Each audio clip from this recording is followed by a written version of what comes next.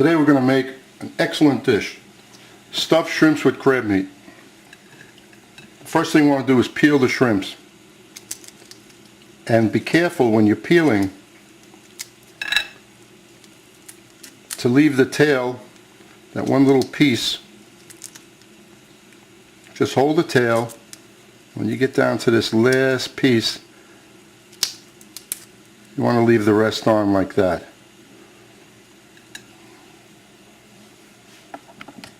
The first thing I do is I went out back, I live on the water, got myself a couple of crabs, and we're going to put the crabs into boiling water. That's 1/4 water, and all the shrimp skins.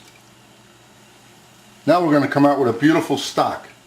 Even though we're using lump crab meat, which is the best to use, for me it doesn't have enough crab flavor. So we're making a little stock. This will simmer for 20 minutes. We'll reserve that, and that'll be the end, and that we'll finish up with this later. Might as well set the shrimp up. You just take the shrimp, placing it like this and cutting, not all the way through, but cutting like that. You rinse these off to get the vein out, and then you place them down like so. This will give you an idea of what it's going to look like. After we make the stuffing will be placed on each shrimp. It's going to be a beautiful dish. Now that the stock has simmered for 20 minutes, we're going to strain it through this chinois. Whenever you make sauces in your home, you should always have one of these, because I don't know of any sauce that you can make that won't have lumps in it, so you'll need to strain it. So we're going to strain this, and then we're going to reduce it. Now after it's strained, you see we have just about a 1/2 quart. Well, this is absolutely too much liquid. And we want to reduce this, get a concentrate out of it, because the binder for this crab stuffing is going to be my recipe for my thick cream sauce. So you would have to make that first. This will be added to the thick cream sauce to give it the crab flavor. Then with the shrimps, with the crab meat and whatever else we put in there later, dynamite dish. Very tasty. And today we're not going to use any herbs. It's going to be all natural flavors. A picture of that reduction pot. So this is the pot we're reducing it in. Whatever time this takes. This could take, I don't like to cook it down too fast, and I'm busy outside, so we're going to boil it down till we get to about 1/4 cup or 1/3 cup.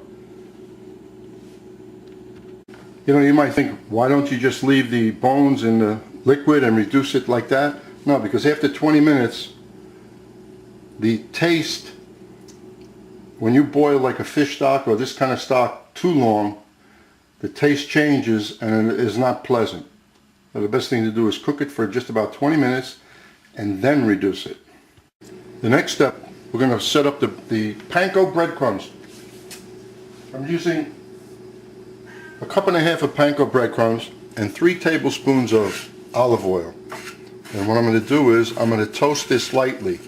This is the coating for the stuffed shrimps. And why am I toasting this? Because the time it takes for the breadcrumbs to brown, then the shrimps are going to be overcooked. I do this with many things. This way the oven doesn't have to be that hot. You heat up the shrimps and the already cooked stuffing, and you have something still nice and juicy and not dried out. I like to use a non-stick skillet. You don't have to. I could use my stainless steel one. But this is just a little bit safer. Have a moderate flame. That's a little too low. Just like that. Just mix it every few minutes until you have light golden brown panko breadcrumbs. As you can see, with a moderate flame like that, after a couple of minutes it starts to toast. Now when you see some color, you really can't leave it alone. Just keep on mixing it until you get a nice light golden brown mix. Into the breadcrumbs, I put 1/4 teaspoon of salt, just so that it has a little taste to it. This color is nice. Look at that nice light golden brown. So I'm going to take it out now. Don't leave it in the skillet because it'll keep on cooking. Just take it and place it on a plate, like so. Great color. Ready to be used later. Now we're going to make the stuffing for the shrimp. The butter's in there. The recipe will be on the description part of the page. And we're adding, over moderate heat, the butter, the garlic, and the shallots. We're going to sweat that up. I'm going to raise the flame.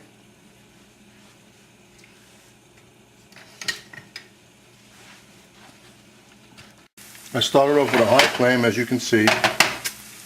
Starting to saute a little. Now we're going to lower it. I really don't want to get any, I don't want the brown. I just want to sweat it up a little. Get these flavors going in here.